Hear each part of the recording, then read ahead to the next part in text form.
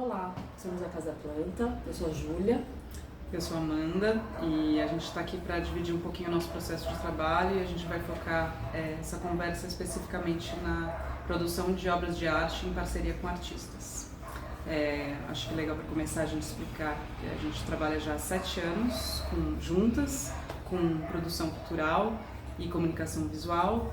E nós somos ambas formadas em arquitetura e desde o início do nosso trabalho em parceria a gente se aproximou de artistas e começou a entender como é que era possível desenvolver uma forma de trabalhar que envolvesse a ideia do projeto, a ideia do artista, a ideia poética e as necessidades de produção caminhando junto com o desenvolvimento da ideia. Ao longo desses 7 anos a gente teve a oportunidade de trabalhar com várias obras comissionadas de artistas, que incluíram obras para galerias, obras permanentes para instituições como o SESC, e aqui a gente vai comentar um pouquinho por onde a gente passou. A gente trabalhou com a artista Estela Sokol na produção da obra Goteira, que foi comissionada pelo SESC São Paulo, para ser instalada no SESC 24 de maio para a abertura da unidade.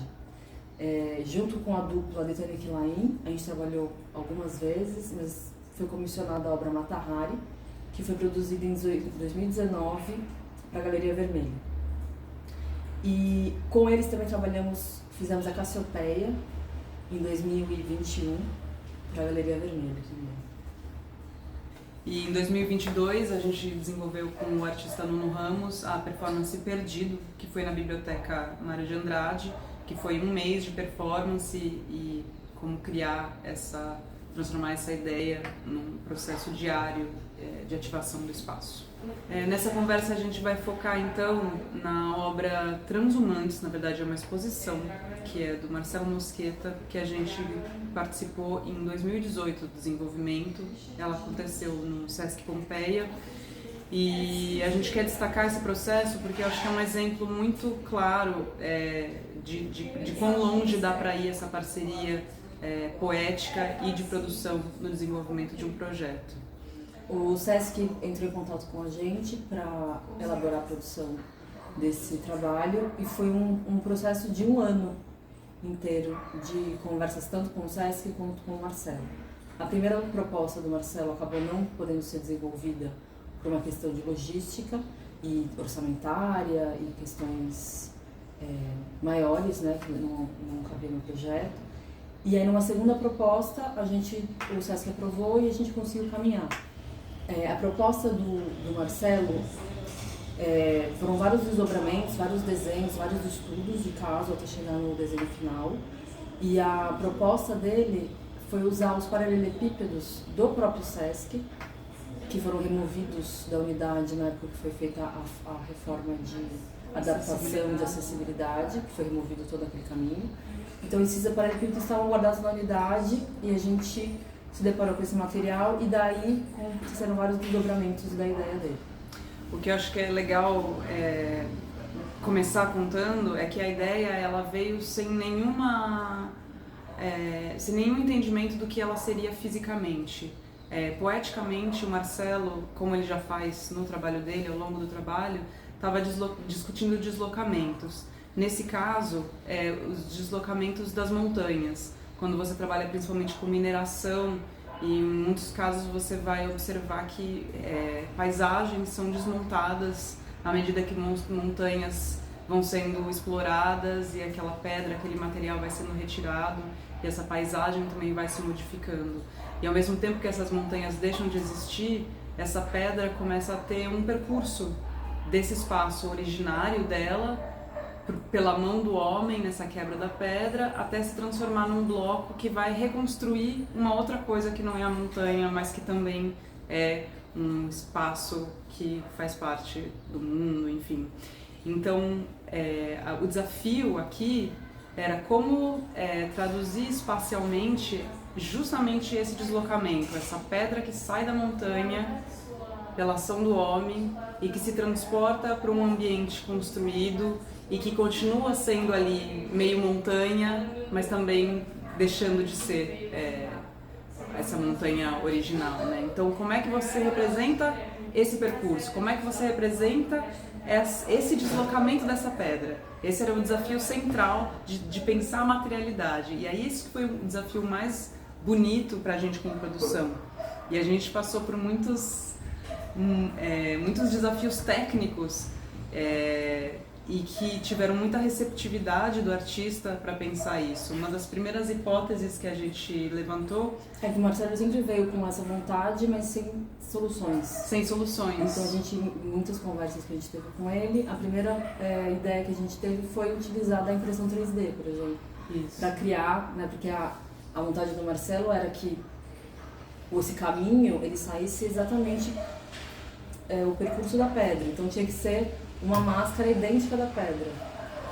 E a impressão 3D poderia ser um caminho, mas a gente, com as pesquisas, muitos testes, conversas com muitos fornecedores, ficou claro que aquele material era muito duro, era muito frio, era muito com pouca vida para contar a história que tinha que contar. Porque como vocês vão estar acompanhando nas imagens que a gente está passando aqui, a pedra teria uma sensação de flutuação e esse deslocamento seria um objeto sólido conduzindo, né, o objeto até o ponto onde ele está mesmo na exposição. E a frieza, a gente achou que a transparência seria um dado interessante. E dentro da prototipagem e dos resultados que a gente foi tendo, a gente viu que essa não era a resposta, que como a Júlia falou, tinha que ter organicidade, temperatura, né?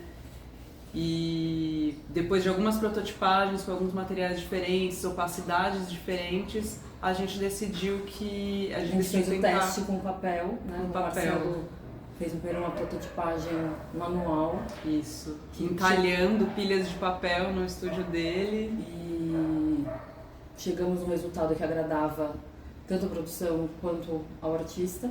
E aí desenvolvemos como seria produzido a partir desse momento em papel. E aí foi uma busca por gráficas que pudessem fazer facas especiais que tinham que corresponder exatamente a esse paralelepípedo. Daí é legal voltar aqui dentro dessa ideia poética. O paralelepípedo era a perfeita representação dessa pedra que um dia foi montanha. Então a gente selecionou alguns paralelepípedos específicos, cerca de 40, né, algo assim. E a gente desenhou a forma deles e aí criou essas facas, esses modelos que daí teriam que ser produzidos metros, pilhas de metros de altura desse papel, que teriam então essa marcação dos feixes da divisão do papel e que dariam essa ideia de como se fosse esse movimento contínuo a cada milímetro de deslocamento da pedra a partir das folhas de papel empilhadas perfeitamente. E depois de achar essa solução, que foram meses de trabalho, de estudo, de muita conversa entre a gente e achar uma gráfica que topasse, né, exato, esse desafio, porque não era... E que topasse prototipar também, né, fazer um lote. A partir do momento que a gente chegou nessa solução do papel, entendeu a questão da máscara, das facas, achou uma gráfica bacana que topasse essa empreitada com a gente entrou num segundo desafio, ou terceiro, quarto, que seria como fazer esses dois materiais ficarem fixos, resistentes e seguros para estar no painel do Sesc exposto por 4, 5 meses. Então a gente teve todas conversas com o engenheiro, com equipe técnica, desenhos técnicos, soluções. Então a solução desenvolvida foi uma alma de ferro que era chumbada no paralelepípedo e onde os papéis eram encaixados. O público não via essa alma, ficava esse mistério de como esse papel ficava preso nessa pedra e no painel. Mas teve toda essa conversa também super detalhada, com apoio de engenheiros, para chegar nessa solução. Mas a parte, acho que mais importante desse projeto e a parte que a gente quer destacar é realmente o processo de diálogo que a gente teve com o Marcelo para chegar na solução do papel. Porque a gente passou por vários caminhos, várias ideias, várias conversas e trocas para pensar esse material que ele não tinha essa resposta. Ele tinha a vontade, ele tinha o desejo, mas ele não tinha nenhuma resposta para como solucionar isso.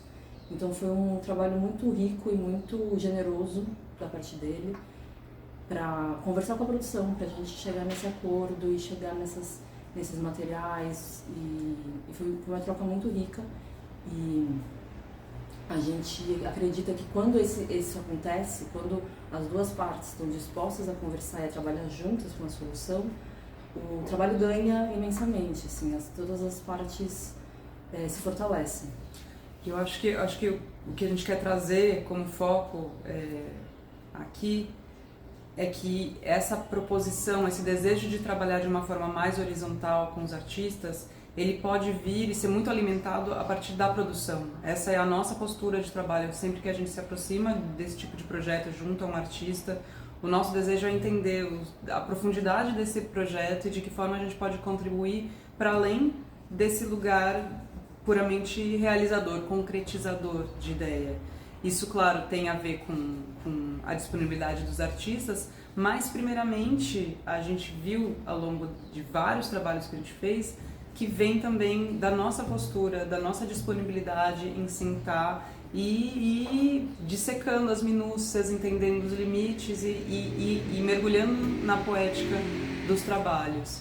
Então, acho que se tem algo que a gente vê como um campo muito rico para trabalho dentro da produção, é essa produção mais sensível mesmo, menos uma produção realizadora, concretizadora, mas sim uma produção pensante, uma produção participativa, poética, sensível. E isso é uma coisa que não só no trabalho com artistas, na execução de obras artísticas, a gente acredita muito que tem outras formas de infiltrar a produção nesse lugar, sempre buscando muito uma maior horizontalidade, assim, reconhecendo seus pares, se reconhecendo como uma pessoa que também está ali para contribuir de maneira intelectual e além de maneira prática.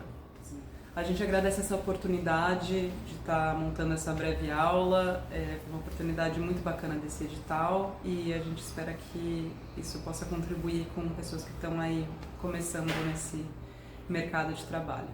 Obrigada. Essa videoaula teve financiamento da Secretaria de Cultura e Economia Criativa do Governo do Estado de São Paulo através do programa PROAC Direto 2021.